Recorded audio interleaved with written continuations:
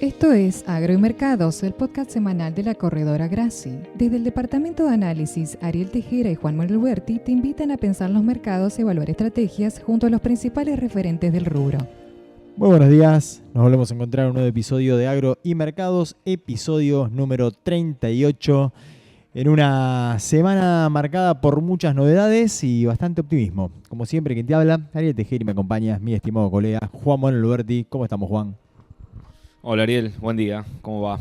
Sí, la verdad que una semana que venía cargada de expectativas, ¿no? Sobre todo para el día lunes, en la reapertura de mercados financieros, mercados cambiarios y mercado de granos, donde se iban a empezar a reflejar los impactos de las medidas anunciadas el día viernes a la tarde por el ministro de Economía y posterior cadena nacional del presidente. Así que bueno, semana cargada de expectativas y con resultados aceptables, buenos, ¿no? Tal cual, Juan. Sí, así es. Che, ¿qué te llegó una noticia de Estados Unidos? Sí, allanaron una cueva de peso blue en Manhattan. Trump estaría queriendo cerrar la Reserva Federal y especificar la economía estadounidense. Si bien no están en campaña, pero bueno, podría ser tranquilamente, ¿no? Bueno, la verdad es que sí, fue una semana bastante positiva en términos generales, con mucha expectativa, pues como decías vos, ¿no? Por lo que iba a pasar con todo este cambio, ¿no? En el marco de política cambiaria y monetaria en algún punto, y los desembolsos del fondo. Y bueno, por suerte, pareciera ser que arrancó todo bastante encaminado, un dólar reacomodándose. Bonos también reacomodándose en sus distintas denominaciones, pero bueno, con recuperación sobre todo en bonos en dólares. Caída después, bueno, de que tuvimos el reacomodamiento inicial de esta primer avance, ¿no? En una suerte de unificación cambiaria. Tuvimos, bueno, un tipo de cambio que está buscando su lugar, pero ya para la rueda del miércoles había cedido respecto a lo que había sido el inicio del lunes y ubicándose ya por debajo de los valores que marcaba el MEP la semana pasada. Así que creo que en ese sentido, bueno, todo muy positivo en mercados cambiarios. También se ajustaron los futuros, las tasas implícitas. También tuvimos caída en el riesgo país. Así que bueno, en definitiva, como decíamos, ¿no? Me parece que podríamos decir que en estas primeras pruebas que tuvo que testear la nueva política, se podría decir que estaría todo aprobado, ¿no? Sí, más allá de los chistes, ¿no? Una semana corta y decíamos, si se quiere, exitosa, porque era una prueba de fuego, ¿no? Para los mercados, ver en 3 días cómo se reacomodaban, por lo menos en las primeras reacciones en las pantallas. Después, la verdad que para mí falta todavía que todos los agentes económicos reacomoden expectativas, importadores, exportadores, inversores, bueno, impacto en la economía real. Faltará todavía por reacomodarse todo, precios relativos seguro, pero bueno, por lo menos en las primeras reacciones que uno esperaba un poco de incertidumbre, quizás más volatilidad, bueno, el nuevo esquema de bandas de flotación entre 1.000 y 1.400 pesos arrancó sin mayores sobresaltos el primer día. Tipo de cambio oficial, refrescamos las medidas un poco, si se quiere, más allá de la parte de implementación. Abandono del crawling peg del 1%, del tipo de cambio oficial, 1% mensual, y nuevo esquema de banda de flotación entre 1.000 y 1.400, eliminación del tipo de cambio blend, el ex dólar exportador, 80% del oficial y 20% SSL eliminado, y bueno, eliminación de restricciones para acceder al mercado de cambios para personas físicas y flexibilización, si quiere, para personas jurídicas. Y bueno, ingreso del dinero del fondo y recomponiendo reservas internacionales en el balance del Banco Central. Y bueno, tipo de cambio oficial que arrancaba las 2 primeras ruedas en ascenso, ubicándose cerca de 1.191 para finalizar después en un escalón un poquito por debajo, 1.126 el día miércoles, lo que sería un tipo de cambio oficial por debajo de lo que estaba el dólar blend en su último día de existencia, ¿no? 1.130, ¿no? Y dólares financieros, MEP y contado con liqui, también cediendo por debajo de 1.200 y dejando una brecha con el oficial de apenas 5 o 6%, así que por lo menos en estas primeras ruedas, muy cerca de lo que sería una unificación cambiaria, ¿no? Sí, Juan, tal cual. Bueno, vamos a estar hablando bastante de todo este tema y vamos a intentar pensar escenarios para lo que tiene que ver sobre todo con el tipo de cambio, ¿no? Que ahora va a estar operando dentro de bandas. Veníamos de un contexto donde digamos, teníamos cierta previsibilidad hacia dónde se iba a mover, bueno, y esto empezará, ¿no?, a fluctuar dentro de estas bandas. Y ahí, bueno, sobre esta cuestión, muy interesante lo que vamos a estar charlando seguramente con el invitado de hoy, que es un economista, bueno, con mucha experiencia ya en toda esta materia. Bueno, todo esto tuvo un impacto también en alguna medida, o se podría decir que qué pasó en los mercados de agro, ¿no?, en esta semana corta. Como siempre, ¿no?, semanas de reacomodamiento que pueden limitar un poco los volúmenes operados. La situación esta que comentabas vos, Juan, de un tipo de cambio que en vez de saltar y acomodarse cerca de los 1400, tendió más bien a contraerse y se terminó ubicando por debajo del blend. Obviamente que en algún punto genera cierto ruido, porque bueno, estamos en un nuevo escenario, yo creo, ¿no?, de cómo vamos a tener que empezar a leer, qué lecturas vamos a tener que empezar a hacer del mercado, dónde vamos a tener que empezar a hacer los focos, a dónde vamos a tener que ir a buscar las ganancias y comparando qué con qué. Creo que eso es uno de los grandes desafíos que tenemos todos los que estamos en este rubro por delante, porque quizás antes le poníamos mucho énfasis a los valores en pesos. Bueno, habrá que ver si hay que poner énfasis ahí, si hay que poner énfasis en lo que terminan siendo los dólares, porque también cuando uno piensa la caída del MEP y la reducción de la brecha, empiezan a hacer que también uno, cuando mira los valores en dólares, estamos en una situación que quizás es un poco más favorable que en algún otro momento. Entonces, bueno, todo esto empieza a abrir un montón de alternativas al momento de pensar estrategias. Y por otra parte, también tenemos la situación, o por lo menos el complemento financiero, que de nuevo, ¿no?, aparece como un gran aliado en estos nuevos escenarios que tenemos por delante, ¿no? Sí, otro punto a remarcar, me parece, mercado oficial ubicándose más o menos dentro de la banda, con un banco central sin intervenir, ¿no? No fueron informadas compras ni ventas de divisas por parte del Banco Central, así que una señal ahí, un poco cumpliéndose los deseos del gobierno de que el tipo de cambio se maneje solo por equilibrio de oferta y demanda dentro de la banda, ¿no? Sí, tal cual, Juan. Bueno, veremos qué nos siguen deparando las próximas jornadas. Y encima, bueno, toda esta situación y este cambio en el escenario cambiario se nos superponen con el avance de la trilla, ¿no? Estábamos en una situación donde veníamos con mercados que mostraban algo en algún momento, algún recalentamiento o alguna cuestión, sobre todo derivada de las demoras que estaba imponiendo el clima para el avance de la trilla. Y bueno, de golpe empezamos a ver que se puede empezar a cosechar, las máquinas empiezan a avanzar por los campos, sobre todo pensando en soja. Y bueno, y todo esto que también puede llegar a empezar a configurar un escenario de que condicione, ¿no?, el avance de los precios de la oleaginosa. Bueno, Juan, ¿cómo venimos en términos de avance de cosecha? Bueno, la verdad que una cosecha de soja bastante frenada, ¿no?, como ya uno viene viendo de parte de distintos comentarios y clientes que nos acercan información y actualización. Tenemos a nivel nacional recién un 5% de avance de cosecha en todo el país, manifestando una demora bastante notable, ¿no? Estamos hablando que para este momento teníamos que estar casi en un 30% a nivel nacional. Estamos hablando de zona núcleo, ya deberíamos ir en un porcentaje cercano, seguro al 60% o más. Y bueno, estamos recontra demorados. La buena noticia es que por lo menos en este primer avance de cosecha que se vio en zonas núcleo, centro-norte de Santa Fe, centro-norte de Córdoba, los rendimientos la verdad que vienen muy bien. Así que esto es lo que de alguna manera permite sostener proyecciones de cosecha. Estamos hablando de 48.600.000 toneladas según Bolsa de Cereales de Buenos Aires.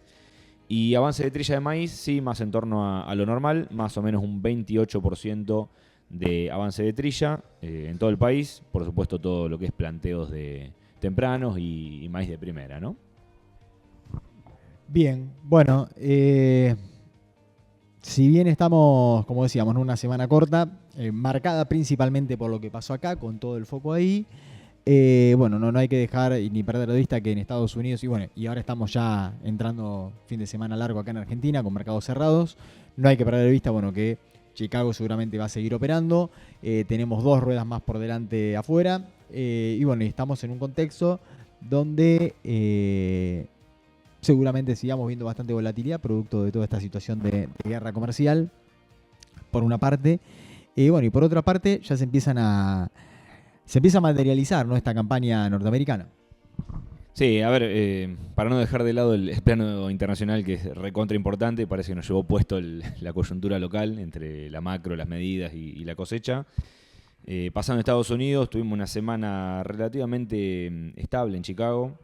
Sigue, la verdad, un mercado internacional bastante condicionado por el tema aranceles y viendo cómo se desenvuelve la guerra comercial. Toda esta pausa que definió Estados Unidos por 90 días contra el resto de los países, salvo China, fue leído como algo bastante optimista, ¿no? Se entiende que cada uno de los países van a empezar a negociar. A China se los incrementó nuevamente, pero parece ser que en precio de los granos ya esto no acusa mucho impacto, ¿no? En el fondo se está empezando, creo que, a sospechar de que en algún momento las negociaciones van a llegar. Y bueno, en medio de eso, de guerra de aranceles, ya cosecha prácticamente finalizada de soja en Brasil y el inminente ingreso acá en nuestro país. Precios de la soja que cayeron por lo menos desde el cierre del viernes hasta miércoles en nuestra semana corta. $1.50 de pérdidas para la soja en Chicago, $2 de pérdidas para el maíz y $3 de pérdida para el trigo. Y un mercado que de a poquito ya empieza a ver el progreso de la nueva siembra en Estados Unidos. Estamos hablando campaña 25-26. Y en ese sentido ya tuvimos algunos datos oficiales de lo que es el reporte semanal de USDA, de avance de tareas y condiciones de cultivos. Y en ese sentido tuvimos un 4% de avance de siembra de maíz, un poquitito menos que lo que esperaba el mercado, pero bueno, por el momento estamos en la etapa inicial, no hay ninguna demora respecto a lo normal, así que nada por lo que preocuparse. Y 2% de soja ya también sembrada en Estados Unidos. Con esto de los movimientos de precios afuera, vale la pena hacer un poco un doble clic y juntar un poco todo, ¿no? Lo que pasó afuera con lo que pasó acá con los precios, en medio de los cambios en el esquema cambiario y el avance de cosecha, y poner un poco todo en contexto. Veíamos precios de la soja que, si uno tomaba el cierre del viernes de la rueda anterior, de la semana anterior, el precio de pizarra terminaba en 330 mil pesos la soja. Con las primeras ruedas, lunes y martes, donde el tipo de cambio oficial se ubicó un poquito al alza de lo que era el dólar blend, los precios un poco, de alguna manera, fueron copiando esa suba vía tipo de cambio. Si bien era todo muy reciente, por ahí no se traducían muchas operaciones ni volúmenes negociados. Vimos algún intento de una soja queriendo ubicarse en 340.000, 345.000. Sobre el último día, la verdad que se empezó a juntar esto de que el tipo de cambio terminó por debajo. Y además el mercado empezó ya a descontar la llegada de una gran oferta y del clima, ¿no?, que va a estar permitiendo cosechar fuertemente en los próximos días. Y bueno, la presión de oferta y la logística se está empezando a sentir. Terminó bajando la soja en dólares, y cuando uno mira los precios en pesos, terminamos alrededor de 320, 315 mil pesos por tonelada. Por lo tanto, los precios de la soja sufriendo la llegada de la cosecha. No así el maíz, que tuvo una suerte distinta. Precios en dólares firmes, que no acusaron, la verdad, que un ingreso fuerte de cosecha. Y entendemos que a medida que se pueda avanzar fuertemente con la soja, por ahí se empieza a demorar más el ingreso del maíz. Y además con un sector exportador bastante presente, con una demanda bastante activa. Cuando uno mira las DJB acumuladas para el mes de abril, son casi 4 millones de toneladas. Y cuando uno mira el line-up de barcos para los próximos días, hay un volumen, la verdad, que bastante destacado para embarcar. Y bueno, entre eso, un exportador bastante presente con precios. Y bueno, terminando el miércoles alrededor de 240 mil pesos por tonelada. Entonces, entre movimientos de tipo de cambio y demanda real activa, la verdad que los precios del maíz, cuando los dolariza, se mantuvieron bastante firmes, ¿no? Bueno, Juan, vamos a meternos de lleno en el análisis de la coyuntura económica y de las nuevas medidas. Para eso tenemos un invitado muy especial en el día de hoy. Él es doctor en economía, consultor, titular del estudio Monteverdi Asociados, es director en varias empresas, es consejero académico de la Fundación Libertad y Progreso. Hoy nos vuelve a acompañar un gran economista, está con nosotros Agustín Monteverde. Hola Agustín, un placer tenerte acá. Hola Agustín, un gusto conversar día con ustedes. ¿Cómo estás, Ariel? ¿Qué tal? La verdad que bueno, bien acá, muy expectantes, ¿no?, a todo lo que fueron los anuncios recientes y a cómo se va desenvolviendo la coyuntura de acá hacia adelante en una semana que empezó con bastantes reacomodamientos, pero pareciera ser que todo bastante encaminado. ¿Qué análisis haces de las medidas, bueno, de los anuncios que tuvimos sobre el cierre de la semana, Agustín? ¿Y dónde te parece que tenemos los principales puntos a considerar? Mira, yo tuve una reunión con todo el equipo económico y, digamos, es decir, eh, ministro, viceministro, secretario de Finanzas y el presidente del Banco Central, el vicepresidente, bueno, y algunos otros integrantes más durante el sábado. Y ahí estuvimos examinando todos los vericuetos, resquicios, toda zona que pudiera parecer gris y demás. Y la verdad es que si hay algo que resultó de todo ese análisis es que estaba muy sólido, ¿no? el programa. Y creo que con una demora que obedeció básicamente a la discusión por el monto. Vos ten en cuenta que en agosto del año pasado ya se habían puesto de acuerdo el gobierno argentino y el Fondo Monetario en cuanto a las condiciones, digamos, de la nueva política monetaria y cambiaria a posteriori. Pero lo que subsistía era la discusión sobre el monto, el ritmo de los desembolsos, y bueno, eso se estiró mucho más de lo que se esperaba. Las autoridades pensaban estar llevando a cabo el levantamiento del cepo en diciembre, luego se postergó a febrero, y finalmente terminó ocurriendo no solamente que fue en abril recién, sino que fue precisamente el día en que se anunciaba la inflación del mes de marzo. Y sin embargo, fíjate vos que fue realmente muy bien recibido creo que en general, por todos los agentes económicos, por los inversores internacionales. El Banco Central ha quedado en una situación de fortaleza notable. La verdad que el desembolso del fondo no tiene precedentes históricos, porque como los desembolsos de libre disponibilidad son de una magnitud que no conoce precedentes. Y incluso también el plazo de gracia es notable. Y bueno, eso habla también de la confianza de los organismos internacionales, porque el Fondo Monetario está siendo acompañado por el Banco Mundial y por el Banco Interamericano de Desarrollo y por lo que era la Corporación Andina de Fomento, ¿no? Que vienen con sendos programas también de asistencia. Realmente una confianza de la comunidad internacional a la gestión que se viene llevando a cabo, ¿no? Sí, daría la sensación, retomando un poco algunos de los puntos que vos mencionabas, ¿no? Que, bueno, obviamente, ¿no? La magnitud de los desembolsos es clave para poder respaldar, ¿no? Toda esta nueva etapa. Bueno, y junto con lo que viene siendo, ¿no? La política fiscal, también algunos de los lineamientos de la política monetaria, y daría la sensación, ¿no? Que cuando uno va combinando estos distintos aspectos, ¿no?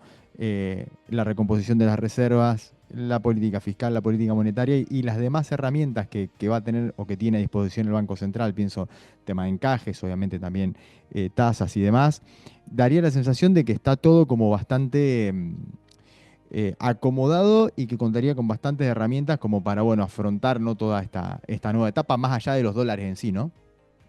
Sí, yo creo que realmente cuenta con holgura en este momento. Vos ten en cuenta que la base monetaria, vamos a poner un número así, números redondos como para hacer simples las cuentas, ¿no? 30.000 millones de dólares, ¿no? Vamos a ponerlo en 30.000 millones. En realidad son más de pesos que de dólares, pero tomémosle así. Hay 10.000 que corresponden a encajes. O sea que realmente el dinero de alta potencia que hay en la economía es 20.000, ¿sí? Bueno, frente a eso ya tenés reservas internacionales por hoy mismo, ya las tenés en 37.000 millones y las vas a tener muy por encima, ¿sí? Hagas la cuenta con las reservas netas, incluso te va a dar un buen número, hagas la cuenta sea con la base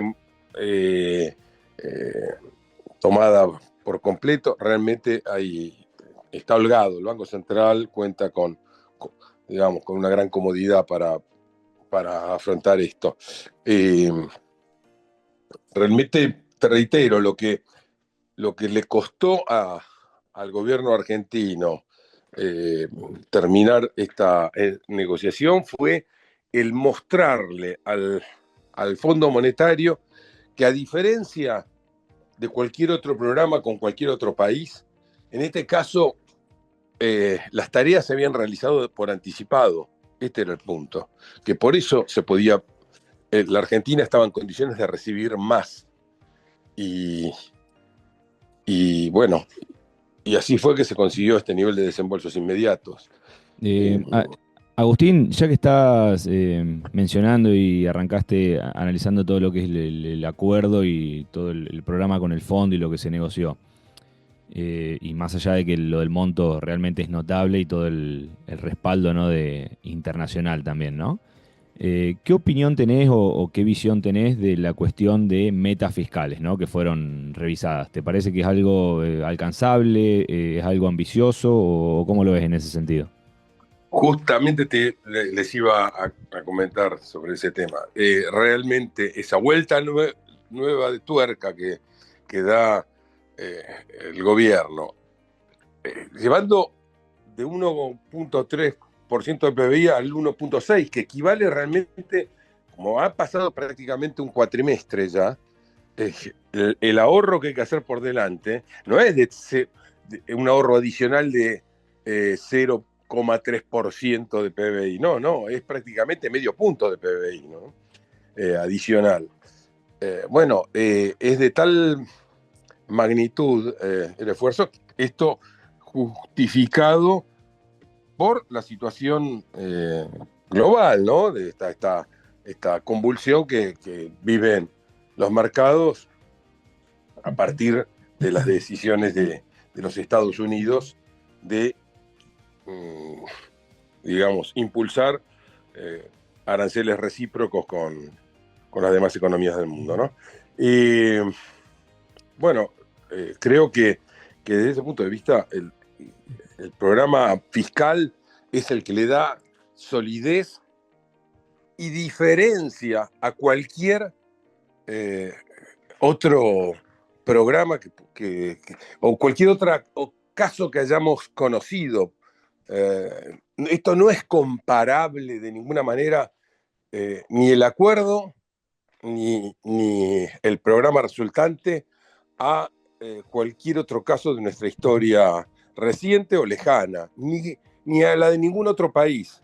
Es un caso único y creo que lo que lo distingue es la audacia y la dureza, ¿no?, del programa.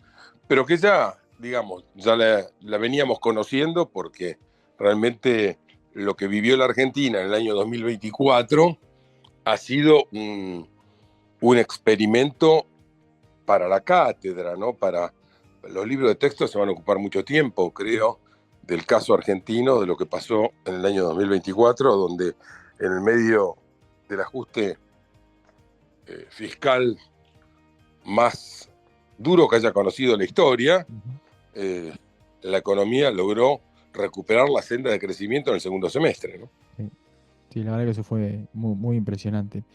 Y justamente con esto que comentás, Agustín, ¿no?, de que estamos en una situación tan particular, un poco, bueno, gran parte de las dudas, ¿no?, que surgen es, hacia adelante, todo esto va a implicar también, ¿no?, un cambio, un clic, digamos, mental, ¿no?, de todos los actores económicos y de todos los que estamos, de todas las personas, ¿no?, que conformamos esta economía.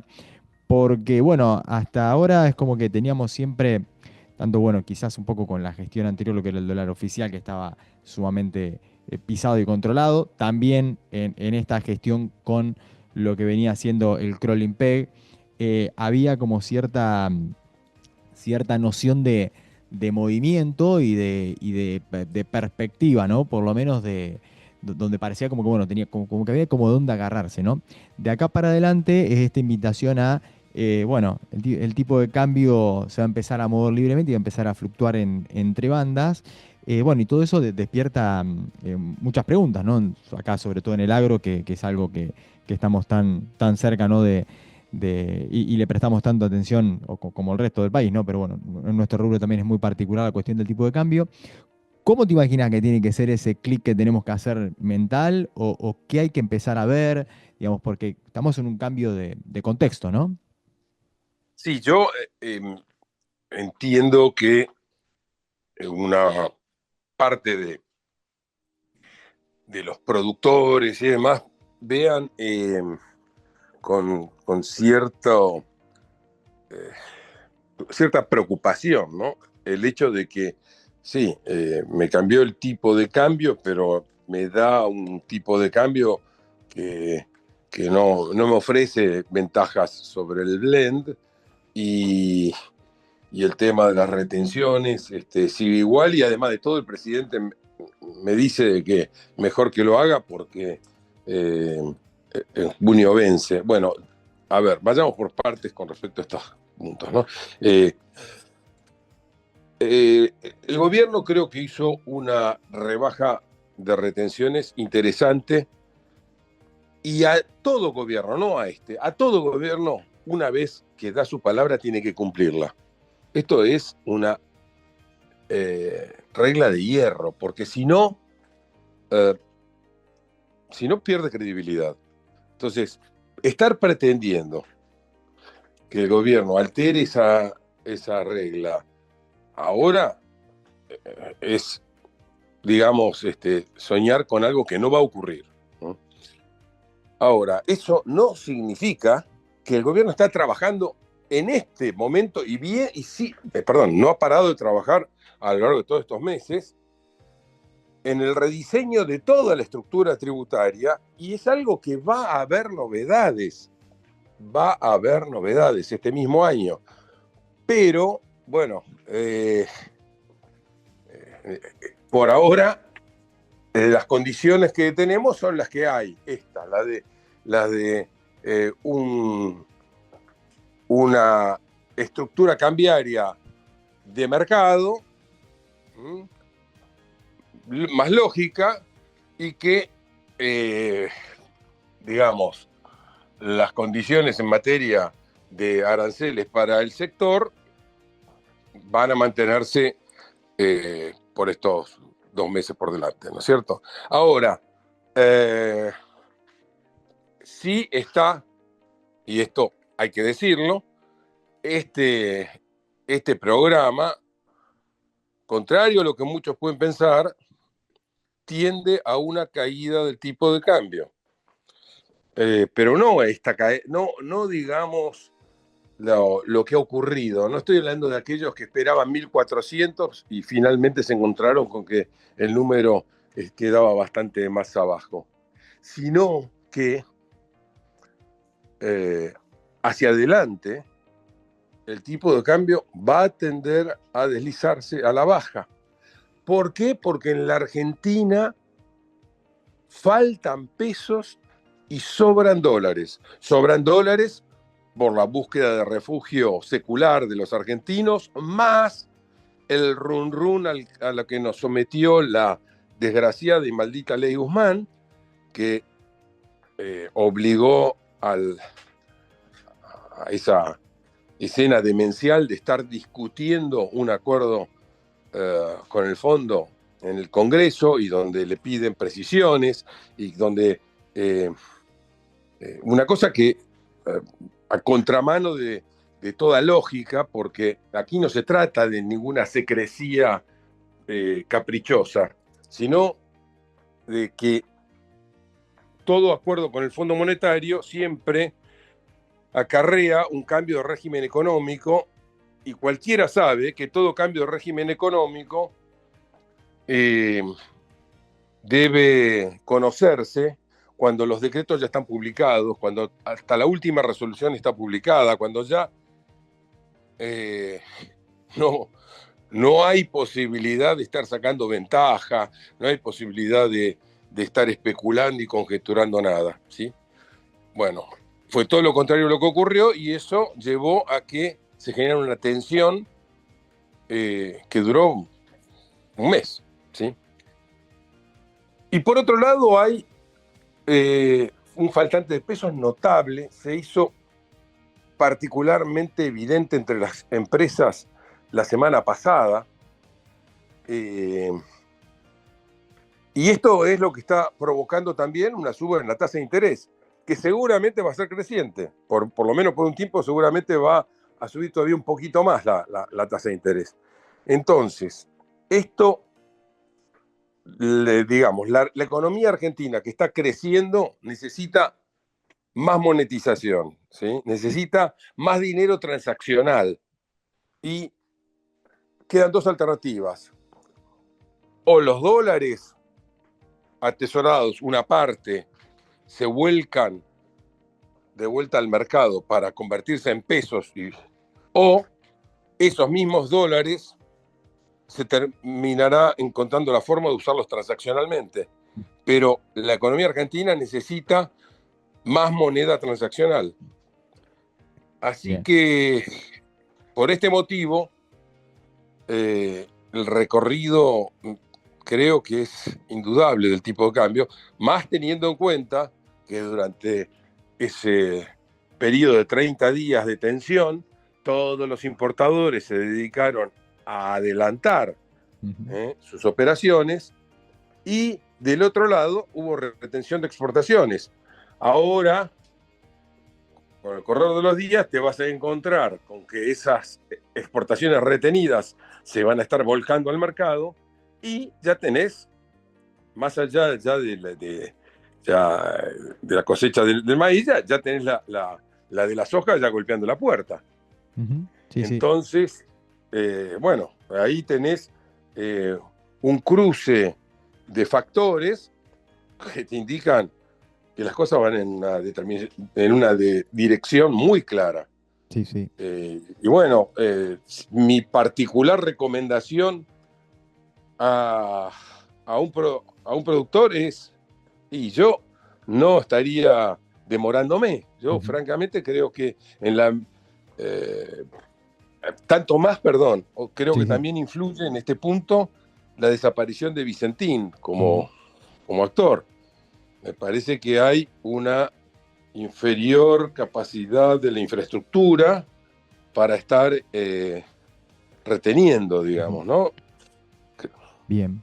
Sí, la verdad que me parece muy, muy interesante todo este llamado de atención que haces, ¿no? A la cautela porque, bueno, sí, efectivamente pareciera ser que nos dirigimos a eso, ¿no? Un contexto muy distinto respecto a lo que estamos acostumbrados, ¿no? Acá a vivir en Argentina, ¿no? Y eso implica un cambio, ¿no? También en la forma de pensar, Por ¿no? De todos los que supuesto. tenemos que tomar decisiones. Ojo, esto también es desafiante para el gobierno, porque eso también le implica que va a tener que ir, ya venía con el acelerador a fondo, bueno, van a tener que perforar el piso, ¿no? Apretando el acelerador con todo lo que es desregulaciones y de vuelta el tema de bajar la presión fiscal. Pero esto es clarísimo. El crecimiento de la economía ha venido ayudando mucho para poder actuar en ese sentido, porque fíjate vos que se ha dado la reversión virtuosa de la curva de Laffer, ¿no? Bueno, perdón, yo hablo así en una de esas. Arthur Laffer desarrolló lo que se quedó bautizado con su nombre, ¿no? La curva de Laffer, que resumidamente lo que significa es que a medida que aumenta la presión tributaria, aumenta la recaudación. Hasta que a partir de un determinado punto el crecimiento es un crecimiento decreciente. y, y alcanzado un valor máximo, vos aumentás la presión fiscal y en vez de obtener más recaudación, obtenés menos recaudación. ¿Por qué? Porque se para la actividad, porque crece la evasión, etcétera, etcétera. Bueno, la Argentina había pasado, por supuesto, ese punto ya. Y lo que está ocurriendo es que en un país en que se estuvieron bajando impuestos, recordemos que no solamente se eliminó el impuesto país, no solamente se rebajaron las retenciones, ahora hace poco, sino que antes se rebajó bienes personales, se eliminó el impuesto a las transferencias inmobiliarias, y por cierto, se eliminó el impuesto inflacionario. En un país en que hubo esa baja de impuestos, aumentó la recaudación en términos reales ya en los últimos meses, diciembre, enero, febrero, marzo, han venido con creciente recaudación. Así que eso de alguna manera facilita el trabajo que hay que hacer de rebaja de impuestos hacia futuro.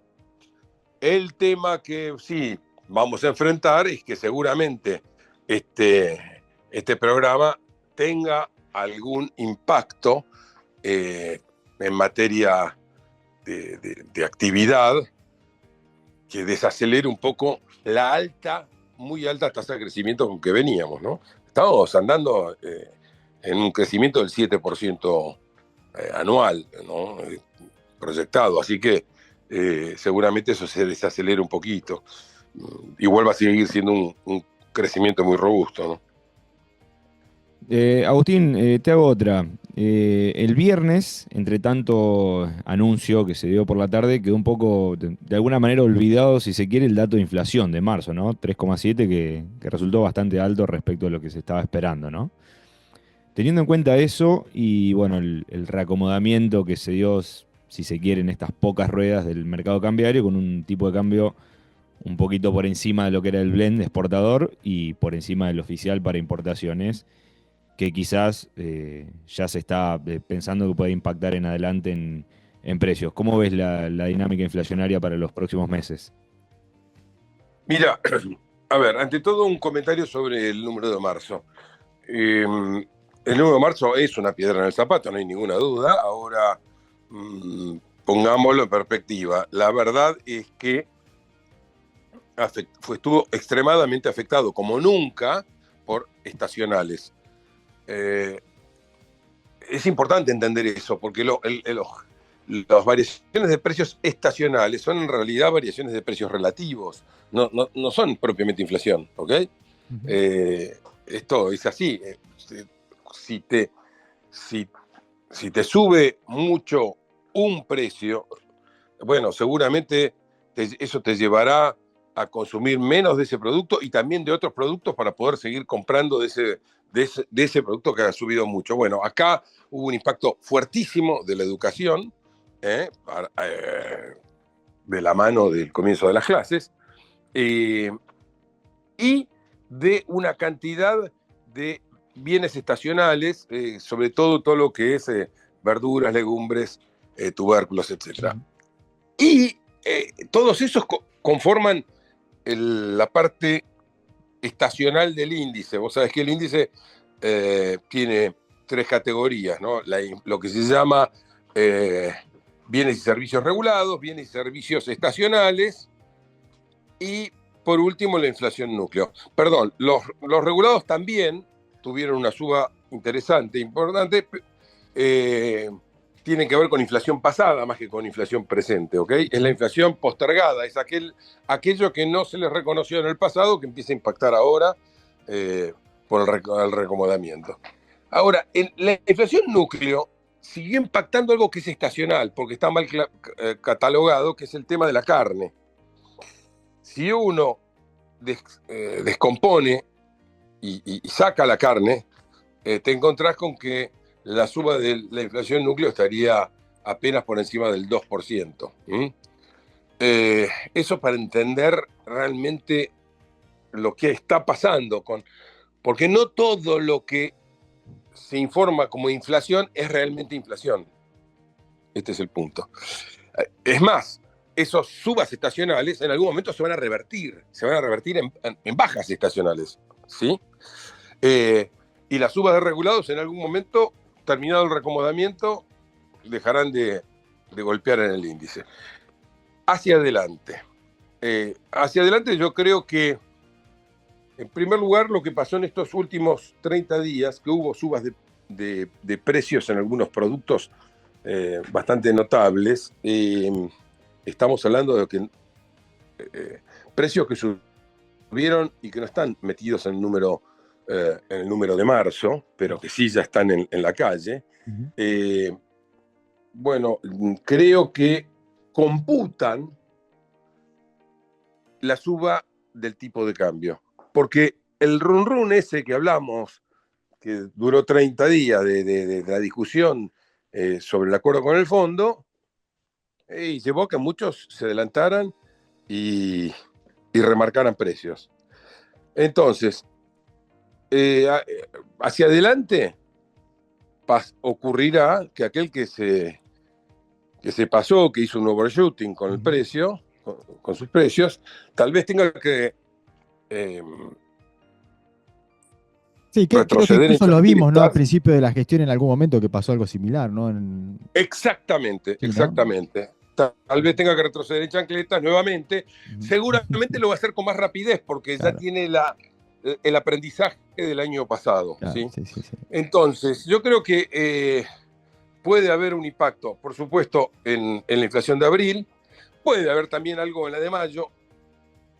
No obstante, y esto es mi impresión muy particular, es que creo que junio podría dar una noticia muy buena. Yo creo que puede haber una baja muy significativa en junio, porque cualquier fijador de precios con cintura que sepa leer cómo están configuradas las variables, cómo están los fundamentals, bueno, debiera colegir que es momento, no es momento de pasarse de rosca con los precios y que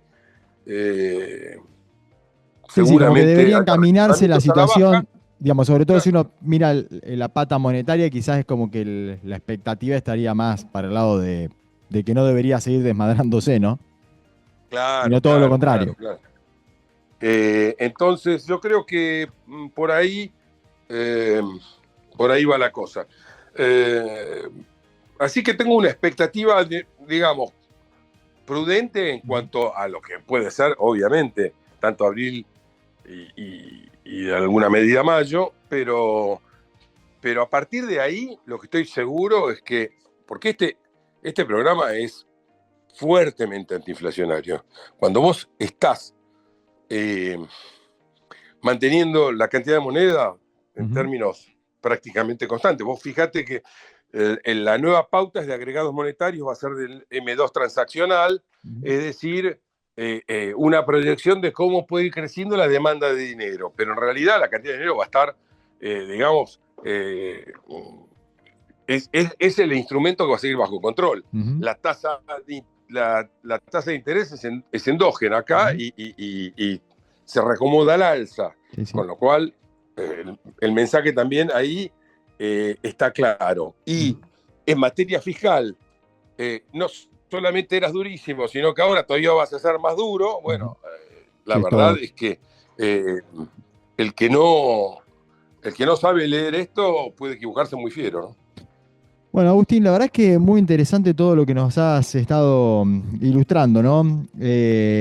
Sobre todo, bueno, en un momento bisagra, ¿no? De lo que es la política económica, bueno, y cambiaria sobre todo del país. Así que, bueno, esperemos que, como decías vos, ¿no? Todo parece muy robusto, parece bastante consistente el programa. Así que, bueno, esperemos que de a poco se vaya estabilizando todo, se vayan estabilizando los mercados, vaya bajando también la inflación Y bueno, ¿no? Encima estamos en un año donde se espera también crecimiento económico, así que parecería ser que por delante hay bastantes luces verdes, ¿no? Si bien también tenemos un Yo contexto creo que va a ser el internacional. mejor año de lo que va del siglo ¿eh? Sí, De ¿no? lo que va del siglo va a ser el mejor año, porque la verdad que estos 25 años no se caracterizaron por ser precisamente maravillosos para Argentina. No, no. Tampoco es que tal vez se necesitaba esfuerzo para normalizarla, pero no se necesitaba mucho esfuerzo para ser mejor que los otros años, ¿no? Pero sí, creo que claramente va a ser el mejor año de lo que va del siglo, y creo que por este camino se abre una época dorada para la Argentina, y por supuesto el sector agropecuario va a ser pieza central en esa época dorada. Bueno, esperemos que así sea y siga marchando todo como tiene que marchar. Muchísimas gracias, Agustín, Un gusto, por Ariel, un acompañarnos. gusto, Juan Manuel, conversar con ustedes. Bueno, Juan, así nos acompañaba Agustín Monteverde. Y se nos fue otro episodio de Agromercados. Gracias a todos. Nos volvemos a encontrar el próximo sábado. Así es, hasta el próximo sábado. Saludos. Esto fue Agro y Mercados, del podcast semanal de la corredora Graci con Ariel Tejera y Juan Manuel Huberti.